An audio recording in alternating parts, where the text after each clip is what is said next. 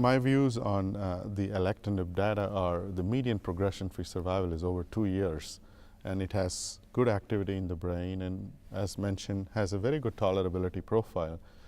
So I understand the importance of the sequencing issue, but I think that the ability to have a patient on a well-tolerated drug for over 2 years is very appealing to me to consider moving alectinib to the frontline setting.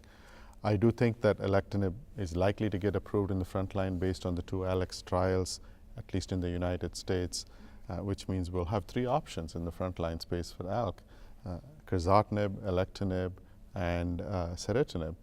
And people are going to have to make decisions on which is best suited for their patients based on many of the factors that we discussed before. What I want to talk about is the 4th drug in this space, brigatinib, which is now approved for second-line therapy of ALK-positive disease. Marina, I know you've been part of some of these trials. Share with us the data with brigatinib and how this fits into the landscape.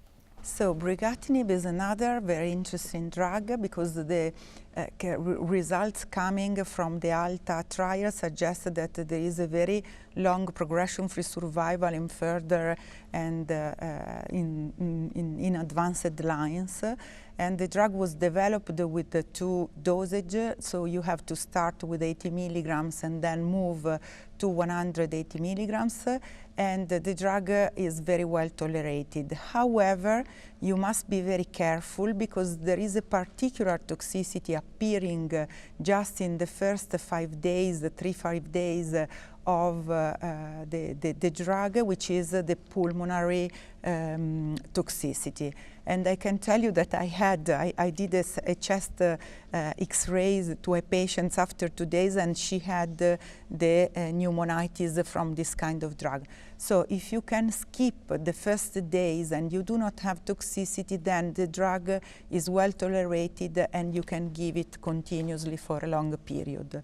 I don't know which is the right place to put brigatinib now in the marathon of ALK inhibitors, but for certainly it is a drug active and with a very good performance status, progression-free survival. Sure. So thank you for bringing that pulmonary issue because while it is problematic when it occurs, the incidence is fairly low at less than 5%. Obviously, that's the reason to start the drug at a 90 milligram dose for the first week. Once you get through that period where the patients are at risk, you can go up to the 180. The median PFS reported with brigatinib in the second-line space is close to 13 months, which is a number we've not seen with some of the other ALK inhibitors in that space. And to me, that makes this a valuable drug in this situation. Obviously, understanding the mechanisms of resistance and using the right drug to treat the mechanism is an ideal situation, but we're not there yet, Benjamin. Well, because you are referring to a very nice second-line PFS, but it's second-line post-crizo. And you are promoting alectinib as a standard of care first line. So what will be the activity of brigatinib post-alectinib? This is really the question. Yes. And in the paper on resistance mechanism, it's really striking to see that post-crizotinib, you have 10% aggressive resistant mutation. When you are post-brigatinib, it's up to almost 70%. That's why when we talk about sequence, we have to take in account that when you give a strong drug up front, you probably select a more aggressive disease at progression. And that's why really overall survival data will be important.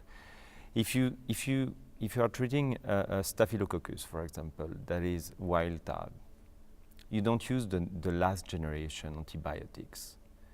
You use the first generation, and when it recurs, you do the antibiogram and you adapt. I think that it's still a good strategy. And I don't promote crizotinib as a first line, but in the ALX trial, there is a figure in the supplementary material that is really, really striking, in which you show that if you take out the brain mets, the activity on all the other sites is exactly similar between both drugs. And in ALX, RMI was done each 2 months. I would like to know if the audience really think that this is a standard of care to perform a brain RMI each 2 months. So it's easy to say that I have a long PFS and look, the competitor is weak because I have obsessively looked at new brain mets, and there is a new brain met, it's an event, it's a 5 millimeter brain met, asymptomatic, but it's an event. That's why the alectinib data are very, very nice, but I think sometimes we rush into new strategies without good knowledge about which is really the best sequence for these patients that live, again, a very, very long time. Thank you. Now, let's talk about some of the promising upcoming drugs for some of the rare mutations. And I want to wrap up this ALK discussion talking about lorlatinib, which is not approved, but has shown activity in some of the rare mutations.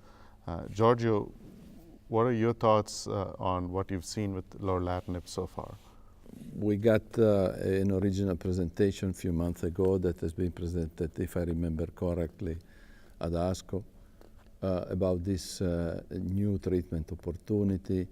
The study has been presented in patients heavily pretreated, and the waterfall plot that they showed in the context of a, let me ask it, a refractory disease, where it was quite exciting for a clinician.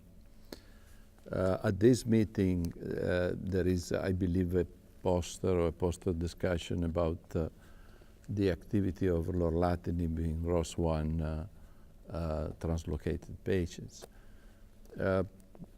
Personally, I have only a few patients that have been treated with lorlatinib, so it's mainly based on a gut feeling that a systematical assessment of the activity. So consequently, I make my judgment on what I saw at the presentation. It's an active agent with a toxicity profile that is not so relevant, so important.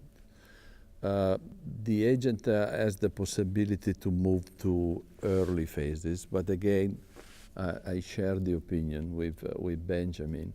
We need to be careful in the way in which we are moving all these agents in front line or in the early lines of treatment, because the primary aim, again, as I said before, is to make this type of disease a chronic disease. In addition to that, I see biological differences between the ALK translocated non-small cell lung cancer and the EGFR mutated non-small cell lung cancer. So when the disease is becoming truly refractory to the currently available targeted therapies, it's a rapidly progressive disease. It's a rapidly metastasizing disease. And consequently, the rational use of sequencing, I can agree that 1 year from now we can meet for this kind of educational activity, and all of us will agree that alectinib is the best choice, based on the growing evidence and about the maturity of the data and so on. But to use the right sequencing of the drug through in a pure clinical way, in pure empirical way, or through the guide of rebiopsies, if we want to make this disease a chronic disease, we need to use this kind of approach.